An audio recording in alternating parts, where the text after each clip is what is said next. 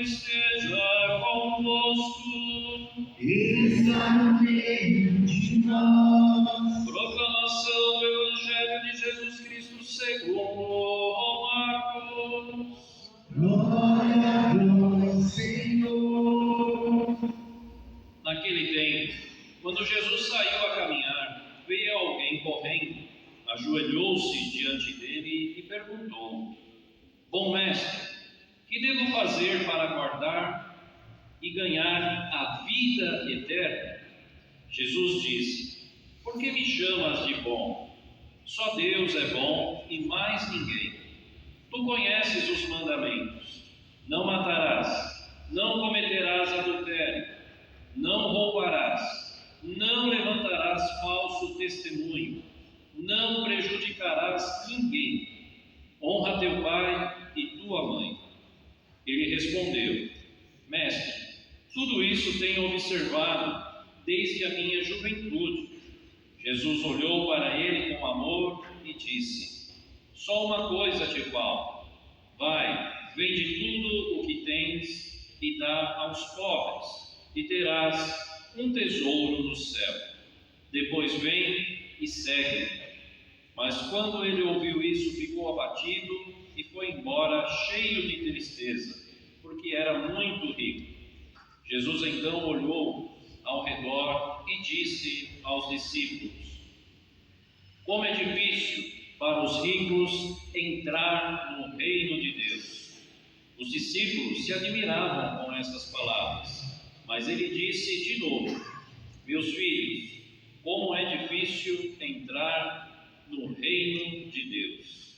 É mais fácil um camelo passar pelo buraco de uma agulha do que um rico entrar no reino de Deus.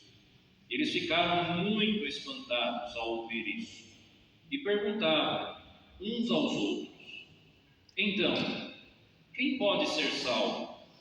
Jesus olhou para eles e disse: Para os homens isso é impossível, mas não para Deus.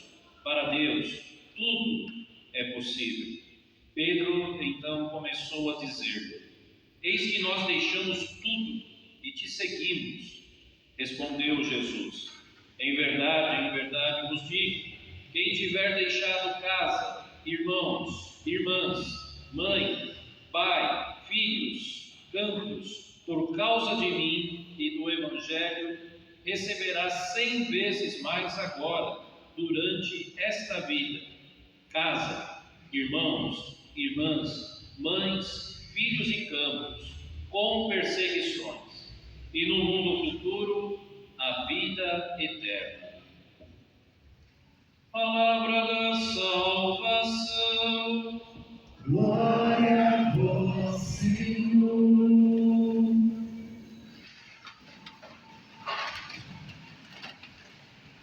Em nome do Pai, do Filho e do Espírito Santo. Amém. Meus irmãos, uma palavra hoje muito forte para cada um de nós nesse 20º domingo do tempo comum. Hoje podemos escutar aqui o livro da sabedoria e lembrar mais esta questão tão importante para todos aqueles que amam a Deus em qualquer parte do mundo, né? Principalmente todos nós que caminhamos e seguimos a Jesus Cristo. Começa logo dizendo assim: orei e foi-me dada a prudência, né? Atitude de oração. Sempre quando estamos se referindo ao Senhor, ao nosso Deus, nós devemos ter esta atitude. Prudência e sabedoria, né? É a mesma coisa, são irmãs. Um homem sábio, uma mulher sábia, é prudente em todas as coisas que faz, todas, sem exceção. A questão é saber da onde vem a sabedoria que nós queremos assumir cada vez mais como nossa, porque a sabedoria não é nossa, foi nos dada, foi pedida a Deus, e Deus concede segundo o coração de cada um. Isso é muito importante para cada um de nós, né? A sabedoria, ela é um dom recebido, que deve ser pedido, né? Pedido. Diz assim: preferi a sabedoria aos cetros e tronos, e em comparação com ela, julguei sem valor a riqueza. Um grande impedimento para a questão da sabedoria, quando se falta sabedoria, é o apego, e fazer do apego às coisas deste mundo, aquilo que nós possuímos, algo muito mais importante que o dom que Deus nos dá, através do Espírito Santo, para termos sabedoria. Não é proibido ter as coisas. O que nós devemos ter cada vez mais consciência e sabedoria com as coisas do mundo é como saber usá-las. Primeiro, para o nosso bem. Segundo, se nos sentimos bem usando as coisas que Deus nos concede, também fazer desses bens algo que é muito importante e que ajuda o outro. Tudo está à disposição dos outros. Ah, mas tudo que eu tenho? Sim, meu irmão, minha irmã, porque nos faz lembrar que somos criaturas, nós somos criados por Deus.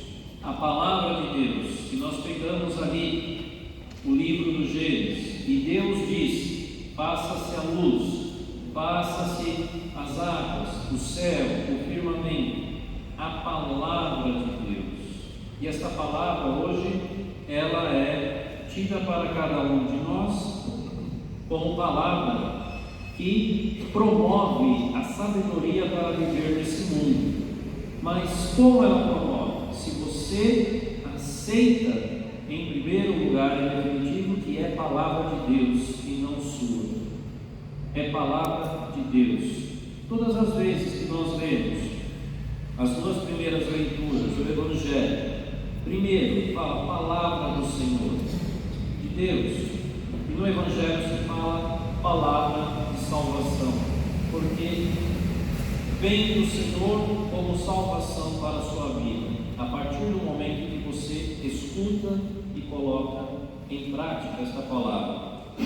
A força da palavra se reflete nas pessoas sábias, o modo de se expressar, falando, orientando, ensinando, as posições pelas palavras que cada um fala. Aí se mede se uma pessoa tem ou não sabedoria. Por que a palavra tem essa força? Por que a palavra tem essa força? Porque é do Senhor. Nós a recebemos do próprio Deus e do próprio Cristo. A palavra de Deus é viva, eficaz. Viva. Estar vivo significa o quê? Nós estamos vivos, nós nos movimentamos, nós nos mexemos, nós respiramos, nós olhamos. A palavra é isso, ela provoca um movimento interior no espírito, né? Por isso São Paulo compara aqui que a palavra é cortante, né? É mais cortante do que qualquer espada de 2 gumes. Por que diz aí 2 gumes? Se você tem uma bela peça de carne, você está em 2, 3, 4 pessoas, e é muita coisa, o que você faz? Você corta em partes. Isto servirá para agora e isto para mais tarde, ou qualquer outro alimento, não é assim?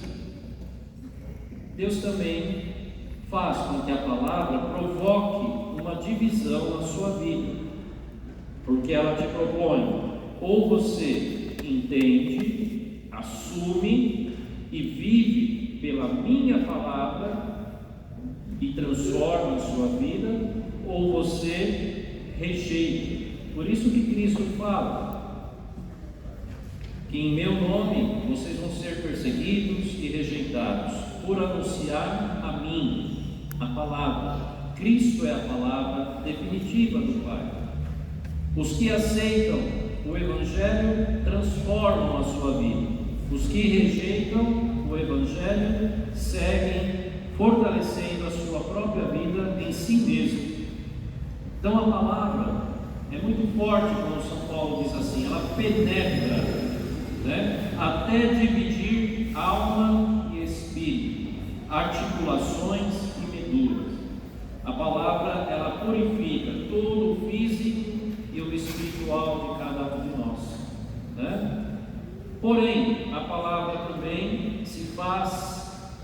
juiz, né? Ela julga os pensamentos e as intenções do coração. Quando você escuta uma palavra, quando você escuta o Evangelho, e este Evangelho faz raiz em você, dá frutos em você, você sabe distinguir o que faz bem a você, em primeiro lugar, e também faz bem aos outros, e o que faz mal a você e o que faz mal aos outros. Não é assim? Vejam as pessoas que agem sempre por si só e por apostar em si só, as suas ações acabam sendo más, né? Tudo está nu e descoberto aos seus olhos, e é a ela que devemos prestar contas. Aqui há algo muito sério, né? Porque uma vez que escutamos a palavra de Cristo, não podemos dizer que não a escutamos, não é verdade? Uma vez que recebemos a palavra e orientamos a nossa vida segundo a vontade de Cristo por sua palavra, não há como dizer que não foi oferecida a salvação a cada um de nós por esta palavra. Por isso se diz palavra que salva, que salvação. Acreditar em Cristo é acreditar no Criador, no Pai. Por isso que Cristo fala sempre: quem me vê, vê ao Pai. Eu e o Pai somos um. Então não há mais desculpa para não viver segundo a palavra do Salvador em nossa vida. O Evangelho fala isso muito claro, essa experiência, né? Que hoje um jovem que vive segundo a vontade de Deus, que observa os mandamentos são palavras de quê? Lembremos o que foi entregue a Moisés, né? Ele sobe uma vez, Deus com o seu dedo dá a lei, as duas tábuas da lei. O próprio Deus escreve as tábuas e entrega a Moisés. Moisés desce uma primeira vez e vê que o povo está disperso, está lá festejando, está com uma idolatria, um bezerro de ouro, e Moisés joga as duas tábuas em cima deste bezerro e ele se destrói. E agora? O povo estava aqui, Moisés com a lei do Senhor, a palavra do Senhor escrita ali, e agora não tem? Não. Moisés sobe de novo e Deus novamente escreve. Ele desce de novo e se coloca diante da comunidade. E agora? Aqui está a lei do Senhor, a palavra do Senhor, os caminhos que cada um de nós deve seguir, os mandamentos do Senhor. Quem quer seguir, vá. Quem não quer, não siga, não vá. Então, a palavra é uma opção? A palavra em si não. Deus não é uma opção. Eu posso escolher esse Deus ou não. Deus não. A palavra de Deus também não é uma opção. Ela é dada. E Deus respeita a sua liberdade. Se você quer seguir segundo a vontade dele ou não, para ser, como foi dito, um povo santo que caminha na presença de Deus. Veio alguém correndo, ajoelhou-se diante de Jesus e perguntou: bom mestre, que devo fazer para ganhar a vida eterna? Segundo momento da homilia de hoje. O que você está fazendo para ganhar a vida? Vida, não é vidas. A vida eterna que é dada a cada um de nós pelo batismo. Jesus diz, olha, impressionante, Jesus, mesmo sendo Deus com o Pai, ele nunca ultrapassou o seu Pai. Por que me chamas de bom? Só Deus é bom e mais ninguém. Jesus sabe mostrar, encaminhar o Pai, ao Criador, né? E depois ele entra neste mérito aqui. Tu conheces os mandamentos. Nós não conhecemos os mandamentos de Deus e da igreja? Sim ou não? Então, Jesus começa a lembrar novamente e oferece o que foi oferecido ao povo há quase 5.000 anos atrás: não matarás. Aí você liga o botãozinho da TV hoje, o que você vê? Mortes, crianças, jovens, idosos, os conflitos que aí tem, os conflitos na cidade, mortes. Não cometerás adultério. Temos 2 tipos de adultério. 2. Primeiro, homem e mulher. É bom lembrar, né? Quem é casado sempre lembra. Prometes, está aqui, prometes fidelidade um ao outro, quando estão aqui casando, um ao outro. É para toda a vida que prometes amor e fidelidade? Sim, sim. Então o adultério físico, quando uma das partes quebra a fidelidade e se encanta por aquilo que não deveria se encantar, que não é um ao outro, mas busca outros fora do seu sacramento no matrimônio. Adultério. E a outra coisa, o segundo momento, é quando o adultério é contra o próprio Deus e contra o próprio Cristo. Quando você faz da sua vida um amor que não seja dedicado em primeiro lugar a Deus, e você rouba a glória de Deus. Ah, mas como que assim eu roubo a Deus, a glória de Deus? Quando Deus permite algo muito além da conta na sua vida, um milagre na sua vida, e quando alguém vem e você olha e reconhece você e chega assim: olha, que bom, hein? Olha, você, mas não foi você que agiu, que recebeu, que fez, mas você pega aquilo que Deus permitiu, um milagre na sua vida, e transforma para si. Você é infiel a Deus, né? Você se adulterou, porque fez de você mesmo o próprio Deus e não reconheceu a Deus, o seu primeiro e maior amor. O adultério a Deus, a Cristo. E aí nos tornamos ladrões, assaltantes da glória de Deus. Não roubarás. Outra situação, né? Acabei de dizer: roubar a glória de Deus, roubar aquilo que não te pertence, roubar dinheiro público. Tudo isso acaba em corrupção. Corrupção. No Brasil e no mundo. Corrupção.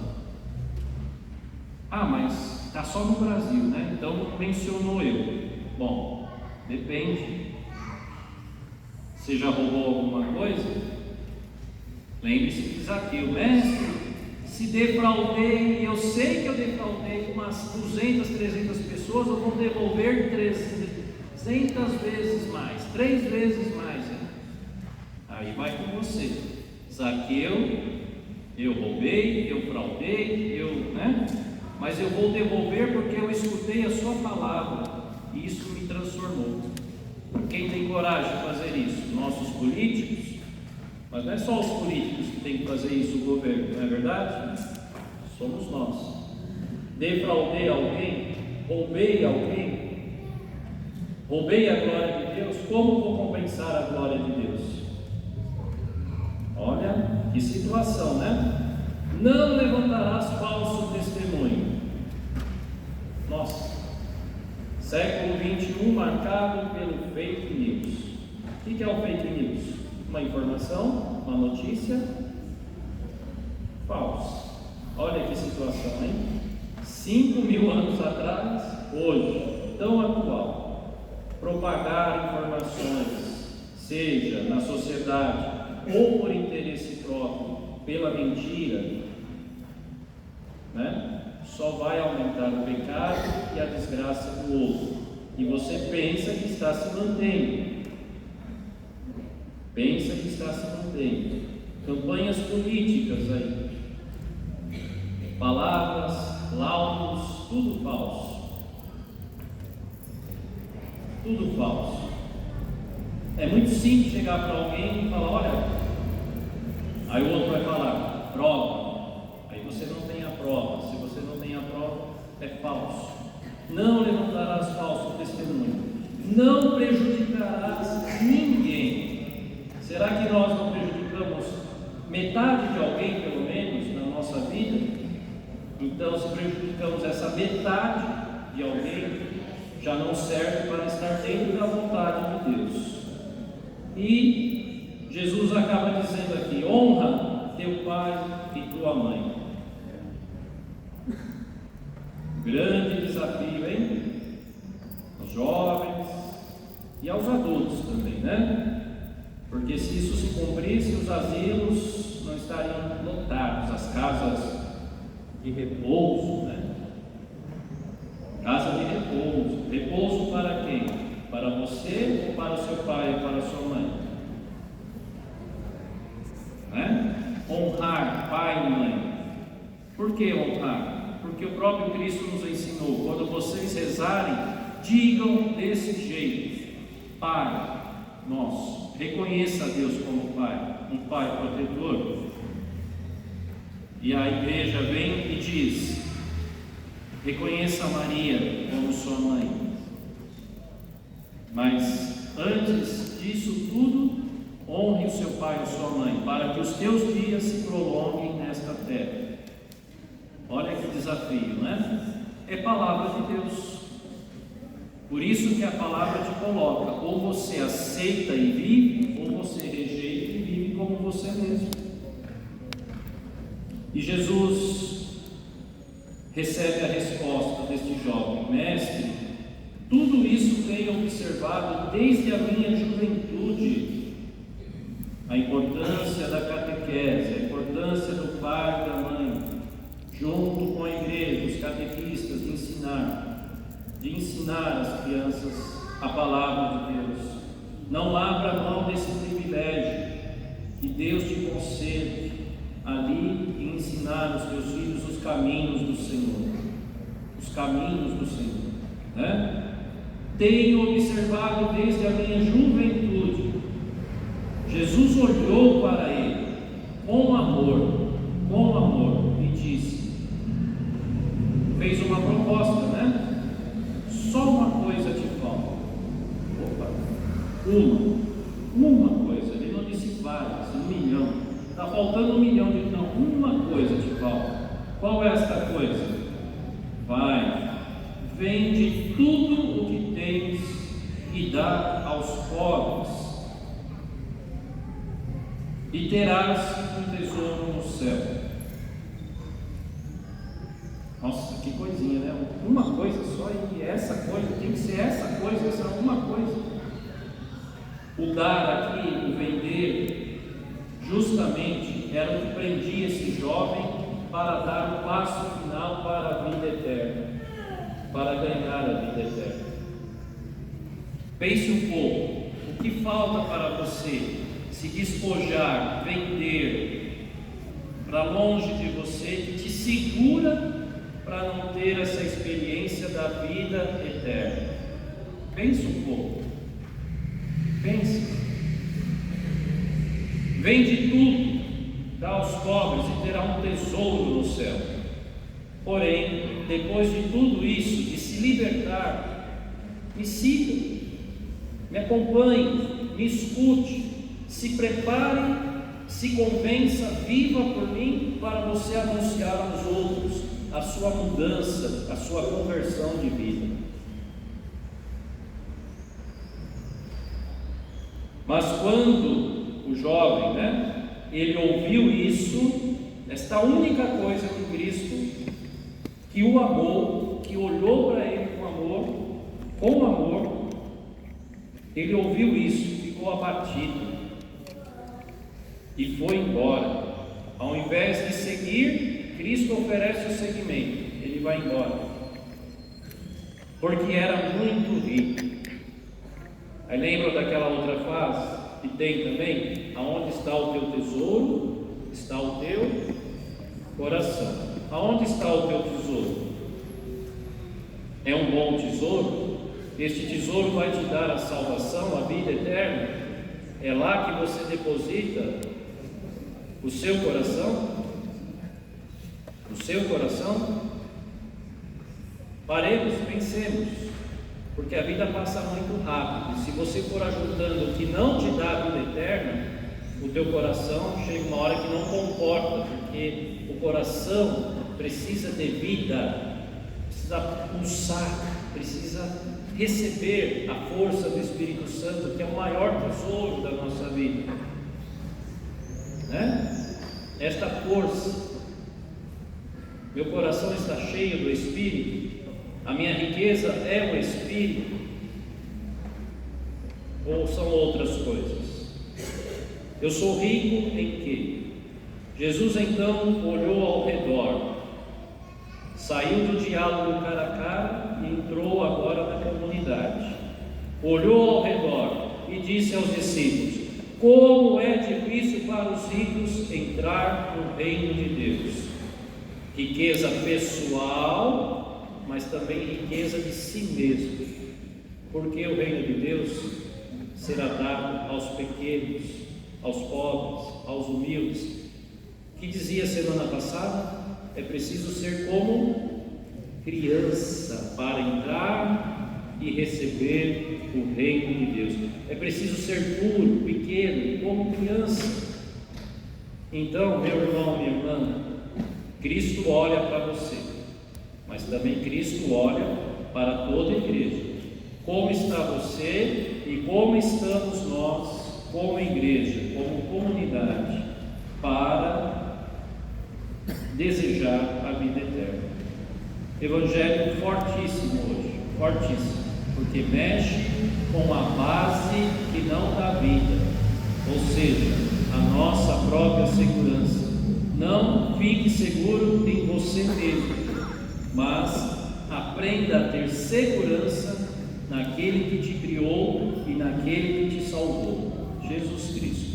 Louvado seja Deus e nosso Senhor Jesus Cristo.